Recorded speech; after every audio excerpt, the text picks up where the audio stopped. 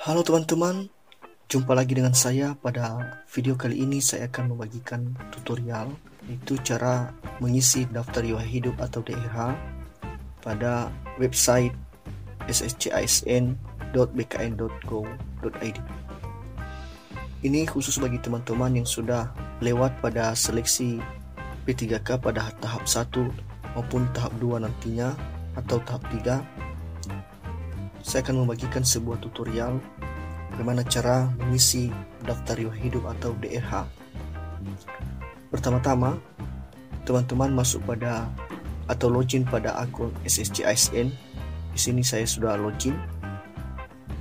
Seterusnya, di sini ada tempat untuk mengisi nick dan password. Kemudian, setelah kalian isi nick dan password, teman-teman langsung tekan masuk atau login.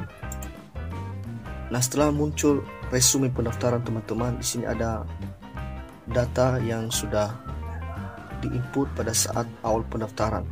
Di sini sudah tersimpan semua dan di dalam ini sudah ada dokumen-dokumen yang pernah teman-teman upload. Di sini ada contohnya. Jadi sebagian dokumen ini nantinya teman-teman tidak usah mengupload lagi di DRH teman-teman. Nah, sekarang kita masuk pada pengisian daftar riwayat hidup. Di tombol pengisian riwayat hidup, di sini ada tertulis, teman-teman tekan.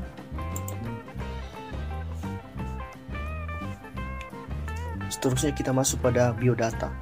Di sini teman-teman bisa mengisi biodata. Ini ada biodata perorangan dan ada biodata riwayat.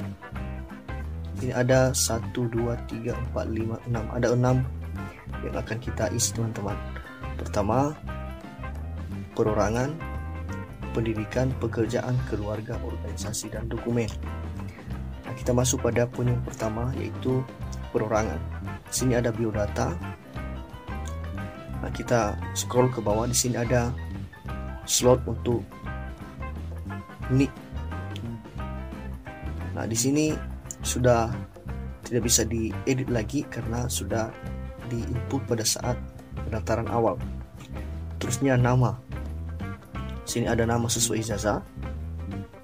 Ke bawah gelar depan. Di sini gelar depan ini adalah khusus untuk yang memiliki gelar depan seperti dokter, profesor, dan ini pun tidak ditulis panjang, ini harus disingkat. Kalau dia dokter maka ditulis DR dan seterusnya. Terusnya ini tempat lahir ijazah. Ini tempat lahir ijazah ini adalah di mana kabupaten kota ijazah teman-teman diterbitkan. Di sini ada saya contohkan karena ijazah saya keluar di kota Gunung Sitoli, maka saya input. Di sini ada Gunung Sitoli kota. Jadi teman-teman nanti tinggal mengetik saja, mengetik seperti ini, kosongkan.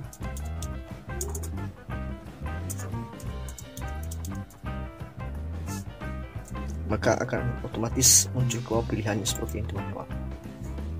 Terusnya ada di bawah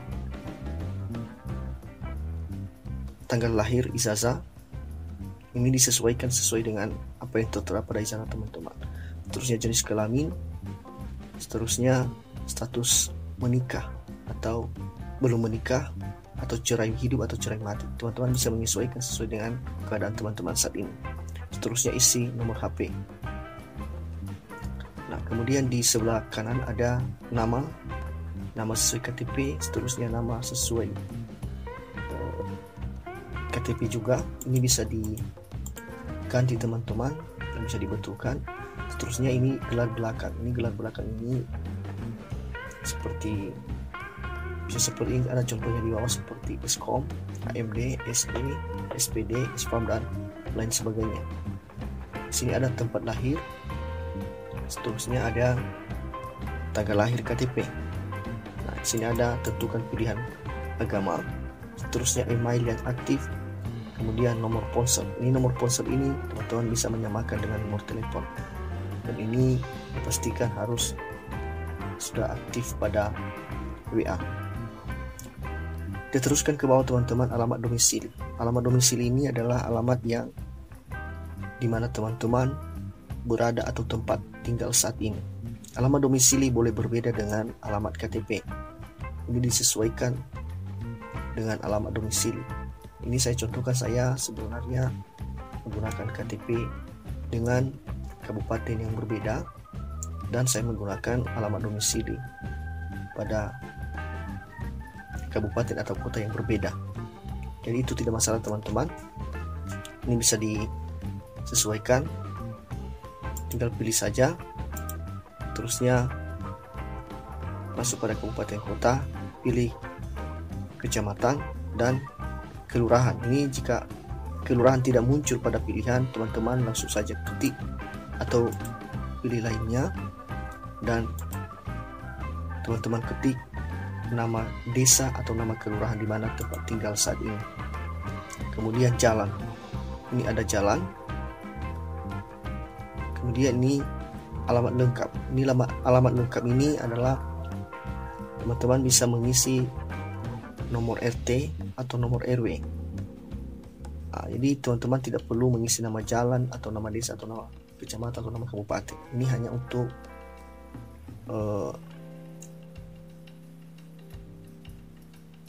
nomor RT atau RW. Selanjutnya kode pos. Jadi teman-teman harus menyesuaikan kode pos di mana teman-teman tinggal. Seterusnya kita masuk pada setelah selesai mengisi data perorangan, maka teman-teman masukkan CAPTCHA di bawah.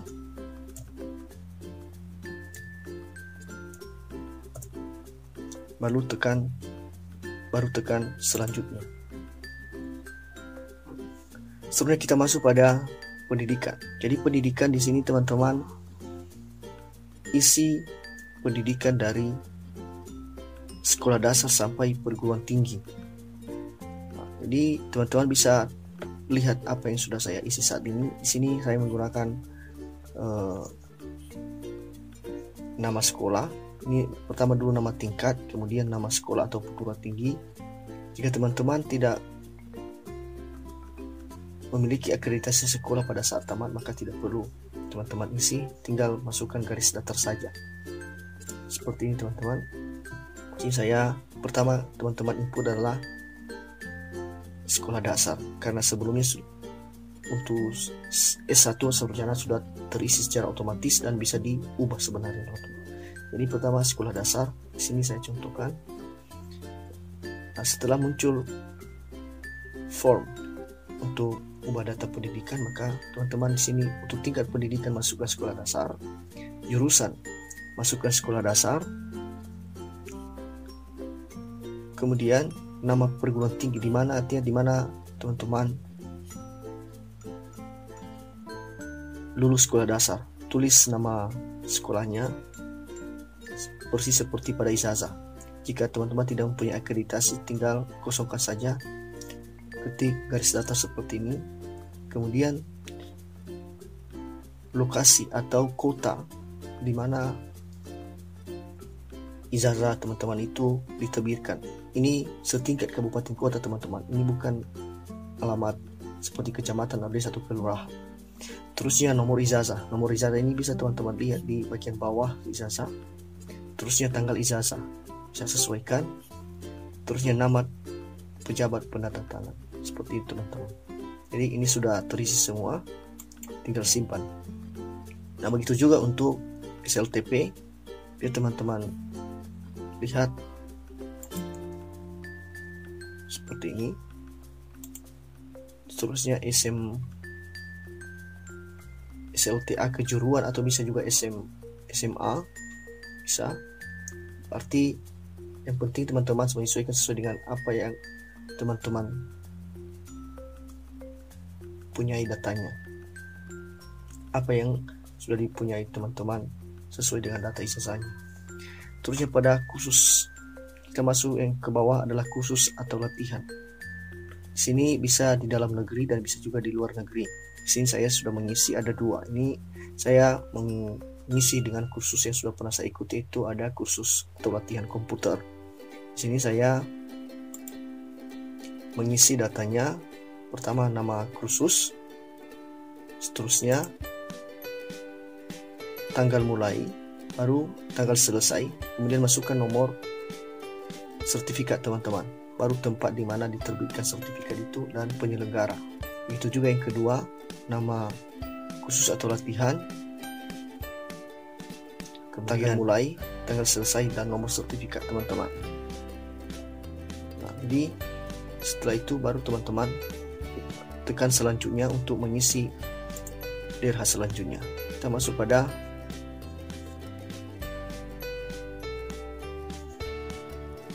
pekerjaan. Tunggu sebentar.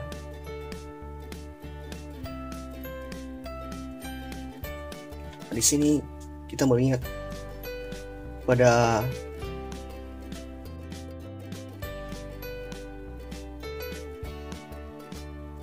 pekerjaan teman-teman. Teman-teman bisa mengisi atau menambahkan riwayat pekerjaan. Di sini kalau teman-teman adalah guru sebelumnya, maka teman-teman mengisi datanya seperti ini.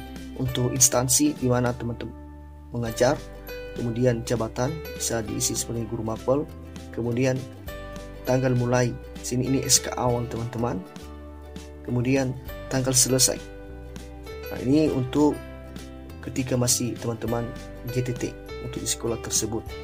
Kemudian tulis saja gaji pokok, bisa ini sebarang teman-teman, yang penting di SK-nya belum tertera.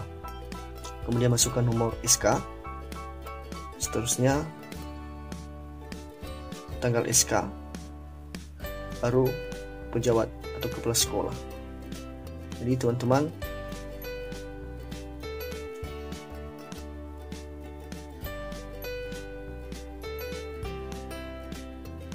bisa melanjutkan. Kita masuk pada teman-teman bisa menambahkan riwayat. Di sini masih menggunakan instansi yang sama. Seterusnya jabatan, kemudian mulai tanggal dan selesai tanggal. Terusnya gaji pokok. Di sini di SK sudah tertera gaji pokok teman-teman. Langsung ditulis 1 juta di sini, baru nomor SK. Seterusnya tanggal SK. Baru siapa pejabat atau yang menyelenggarakan atau yang menyerahkan SK teman-teman. Di sini bukan nama orang teman, bukan nama orangnya, tapi ini adalah instansi yang atau pejabat yang menyelenggarakan kegiatan tersebut atau yang memberikan SK kepada teman-teman. Nah, ini bisa mengisi tanda jasa atau penghargaan jika ada. Nah, kemudian prestasi. Ini karena saya tidak punya, maka ini saya kosongkan. Langsung saja pada keluarga. Jadi di sini teman-teman bisa mengisi untuk nama istri atau suami. Terusnya masukkan nick-nya. Kalau tidak ada nick, maka kosongkan nama, tempat tanggal lahir, pekerjaan, kemudian status, akta nikah, kemudian tanggal menikah atau cerai, kemudian statusnya apa. Baru jika mengisi data anak, silakan ditambahkan saja seperti yang di atas. Terusnya orang tua. Di sini ada orang tua kandung, di sini ibu dan ayah. Kemudian ada saudara kandung. Ini silakan diisi teman-teman sesuai dengan datanya pada KTP. Ini saudara kandung bisa teman-teman tambahkan. Seterusnya bapak atau ibu mertua. Teman-teman tinggal mengisi seperti data orang tua kandung sebelumnya. Ini ada nik, kemudian nama, tempat lahir, pekerjaan, dan jika ada institusi, kemudian status yang bisa teman-teman sesuaikan. Seterusnya teman-teman tekan selanjutnya.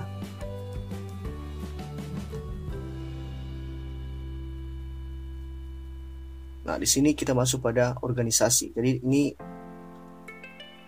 keterangan organisasi bisa teman-teman tambahkan jika teman-teman menggunakan organisasi atau pernah bergabung dengan organisasi, bisa ditambahkan dengan menekan tombol tambah. Di sini ada nama organisasi, jenis organisasi, jabatan, nama kedudukan, tanggal mulai, tanggal selesai, tempat, dan pemimpin. Jadi ini semua harus diisi secara satu-satu teman-teman. Nah ini karena saya tidak punya maka saya kosongkan ini. Kemudian keterangan lain-lain ini ada SKCK, masukkan di sini nomor SKCK teman-teman. Kemudian surat keterangan, tanggal surat keterangan tersebut. Kemudian nama pejabat penandatangan, ini nama orangnya teman-teman ya, nama orangnya. Terusnya nomor surat keterangan jasmani dan rohani. Jadi jika teman-teman mempunyai surat keterangan jasmani dan rohani secara terpisah, maka teman-teman masukkan nomor surat keterangan jasmani yang pertama, baru spasi, baru garis miring, baru masukkan nomor surat keterangan rohani, ternyata tanggal surat sehat jasmani tersebut. Seterusnya nama dokter, di sini ditulis nama dokternya langsung yang menandatangani tanpa gelar. Jadi teman-teman hanya menulis namanya. Ini nama dokter untuk surat keterangan jasmani, sehat jasmani, dan nama dokter untuk surat keterangan sehat rohani. Seterusnya kita masuk pada nomor surat bebas nafsa. Di sini ada nomor surat, silakan teman-teman lihat. Sebenarnya tanggal suratnya, kemudian pejabat yang menandatangani surat bebas nafsa. Nah, seterusnya kita masuk yang terakhir teman-teman.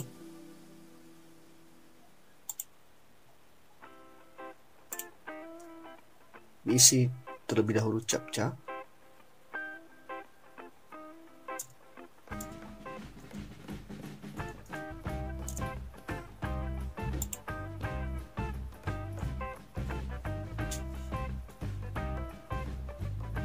Nah, di sini kita masuk pada yang terakhir teman-teman, adalah unggah dokumen.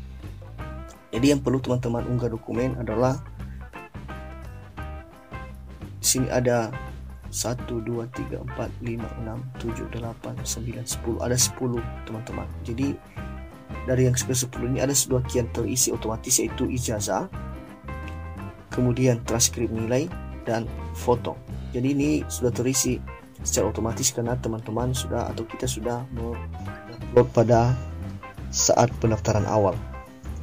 Jadi teman-teman tinggal mengisinya atau mengunggah dokumen yang sesuai dengan apa yang sudah teman-teman miliki. Jadi ini pertama kita masuk pada surat poin 5, surat pernyataan 5 poin sesuai dengan peraturan BKN. Di sini ada tempat unggah.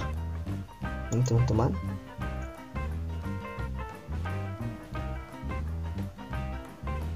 Nah, di sini ada dokumen saya simpan.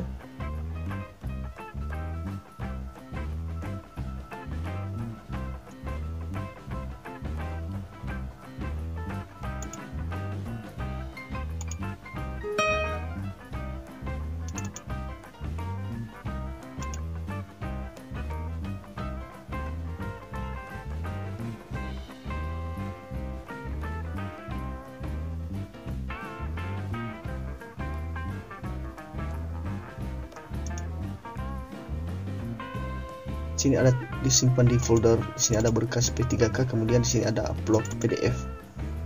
Nah, yang pertama tadi adalah surat. Kita lihat kembali teman-teman. Yang pertama adalah surat pernyataan 5 poin sesuai dengan peraturan BKN. Kita unggah. Surat pernyataan 5 poin. Surat pernyataan 5 poin. Di sini langsung kita, ini ukurannya teman-teman paling besar 1 MB. Ya, jadi di sini atau 1000 KB atau 1000 KB. Di sini hanya ukurannya 193 KB. Langsung saja open. Kita tunggu teman-teman. Nah, ini sudah bisa kita lihat setelah kita unggah.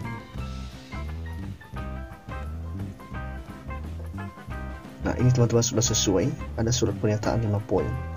Seterusnya kita lihat masuk pada SKCK atau surat keterangan kepolisian. Kita lihat ukurannya.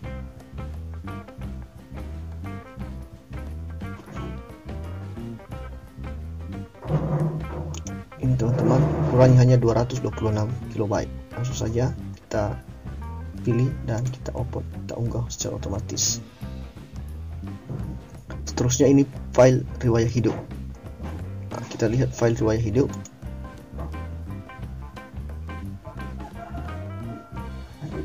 Nah, sini teman-teman, daftar riwayat hidup. Langsung saja open. Seterusnya file scan bukti pengalaman kerja. Nah, di sini coba kita lihat bukti pengalaman kerja teman-teman. Surat pengalaman kerja. Sini teman-teman.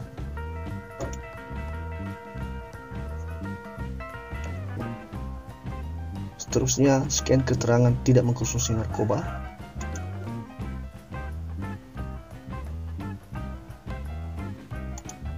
Ini ya teman-teman. Nah, sudah diunggah. Terusnya file scan surat keterangan sehat jasmani dan rohani. Ini suket untuk jasmani dan rohani. Suket jasmani dan rohani. Nah, ini dia. Nah, ini karena sudah diunggah file scan ijazah kemudian transkrip nilai, sekarang kita lewati saja. Langsung kita masuk pada scan surat lamaran yang sudah ditulis tangan dan sudah di scan teman-teman. Surat lamaran.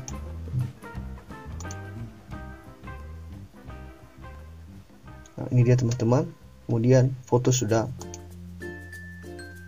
otomatis. Nah, jadi demikian teman-teman cara mengisi DRH untuk calon P3K 2021.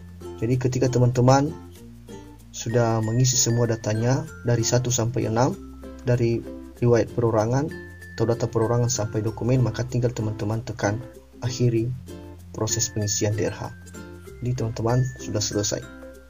Nah, demikian teman-teman tutorial untuk kali ini, semoga bermanfaat. Jika ada yang masih ditanyakan teman-teman, boleh ditanyakan pada kolom komentar. Nah, jadi demikian teman-teman, semoga bermanfaat. Salam teman-teman.